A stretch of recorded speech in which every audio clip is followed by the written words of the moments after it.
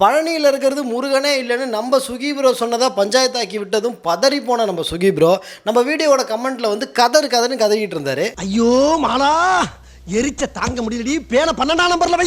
அவர் 1000 தான் கமெண்ட் பண்ணியிருந்தாலும் அதில் ஹைலைட்டான கமெண்ட்டு இதோ இந்த கமெண்ட் தான். நான் எந்த காலத்திலும் எந்த கட்சியும் இல்லை, இத்தோட நிறுத்திருக்கலாம். ஆனால் நிறுத்தலை.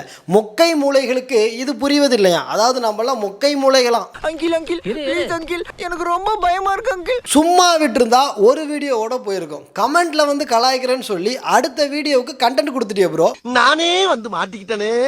சரி, இவர் சொன்ன மாதிரி இவர் உண்மையிலேயே எந்த கட்சியும் சாரா நடு சென்டரான்னு கேட்டா அதான் இல்ல. இவர் பேசின பேச்செல்லாம் பார்த்துட்டு நீங்களே முடிவு பண்ணுங்களேன். தந்தை பெரியார் முடிவு செய்ய, அதை அறிஞர் அண்ணா அவர்கள் வழிமொழிய, அதை ஆட்சி காலத்தில் செய்து காட்டிய பெருமை டாக்டர் கலைஞர் அவர்களுக்கு. ஏன் சுகி ப்ரோ கருப்பு சட்டையை புகழ்ந்து ஸ்டேஜில் பேசிட்டு கமெண்ட்ல வந்து நான் காமன் மேன் கம்பு சுத்தினா நாங்களாம் நம்பிடுவோம்.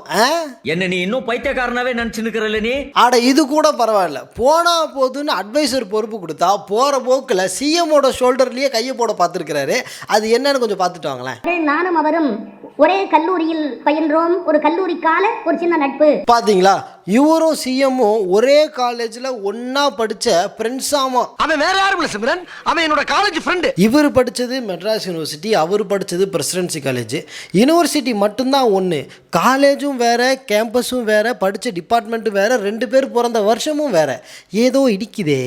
ஐயோ பாவம், அவரே கன்ஃபியூஸ் ஆயிட்டாரம்மா. கருப்பு சட்டை காலேஜ் ஃப்ரெண்டுன்னு கம்பு சுத்தியும் ஒன்றும் தேர்ற மாதிரி தெரியலையே.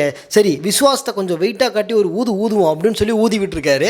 அதையும் கொஞ்சம் பார்த்துட்டு வாங்க. அவர்கள் மருத்துவர்களாகவும் பல்வேறு உயர்ந்த பதவிகளுக்கும் வருவதற்காக செய்த ஒரு இயக்கம் இந்த இயக்கம் என்பதை அவர்கள் கொஞ்சம் நன்றியோடு நினைத்து பார்க்க வேண்டும். அதை நினைத்து கூட பார்ப்பதே இல்லை. பாத்தீங்களா, பட்டியல் சமூக மக்கள் டாக்டராகவும் கலெக்டராகவும் உயர்ந்ததுக்கு கருப்பு சட்டைங்க தான் காரணமா. ஆனா அந்த மக்கள் அதை நன்றியோடு நினைச்சு பார்க்கறதே இரு.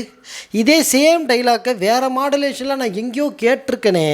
நான் ஒரு வக்கீலுங்க, எடியலன் வந்து பிஏபிஎல் இயக்கம் போட்ட பிச்சை வெளிப்படையாக. அட பாவி, அதே டைலாக். யோ ப்ரோ, சுகி ப்ரோ, என்ன ப்ரோ இதெல்லாம்? கொஞ்சமாவது நடு சென்டரா இருப்பீங்கன்னு பார்த்தா அவங்க பேசுற டைலாக்க அப்படியே ஆட்டையை போட்டு வந்து பேசி வச்சிருக்கீங்க. இதுக்கு அந்த கட்சி துண்டு போட்டு வந்தே பேசியிருக்கலாமே. இந்த அவமானம் உனக்கு தேவையா? இவ்வளவு நேரம் மூச்சு முட்டு கொடுத்தோம், எதுவும் தேடுற மாதிரி இல்லையே அப்படின்ற கடுப்புல டக்குன்னு கலைஞரை போட்டு கொடுத்துட்டாரு. அது என்னன்றதை கொஞ்சம் பார்த்துட்டு வாங்க. டாக்டர் கலைஞர் அவர்கள் முத்தமிழறிஞர் அவர்கள் முதல்வராக இருந்த காலத்திலே, ஏயா நீ கோயில் குளம்னு பேசி வீணா போறியேன்னு தலைவர் கவலைப்படுறாரு.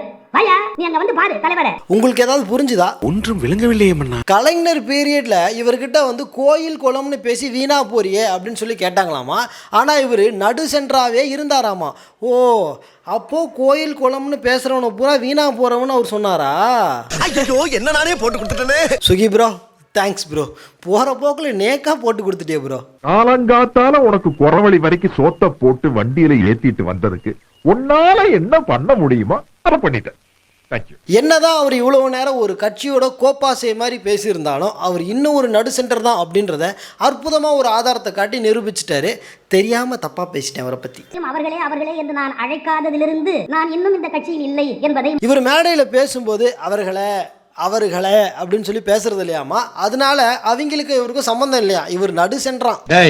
இதெல்லாம் ஒரு காரணம். அட இது கூட பரவாயில்ல, இதை விட அற்புதமான ஒரு ஆதாரத்தை காட்டி நம்ம எல்லாரையும் அசர வச்சிருக்காரு. அந்த ஆதாரத்தையும் கொஞ்சம் பார்த்துட்டு வாங்க. என் பெயரை மட்டும் கட்சி வண்ணத்தில் இல்லாதபடி காப்பாற்றி இருப்பதற்கு பத்திரிகையில இவர் பேர் மட்டும் கட்சி கலர்ல இல்லையா, அதனால இவரு நடு சென்றான். அப்போ முன்னாடி இருக்க மைக்கு கலர் கூட தான் கருப்பு சிவப்பா இருக்கு. அதுக்காக அது என்ன ஒளிபெருக்கி அணியோட ஒன்றிய செயலாளரா? உங்க வீட்டு பிள்ளையா நினைச்சு எல்லாரும் என்னை மன்னிச்சிருங்க.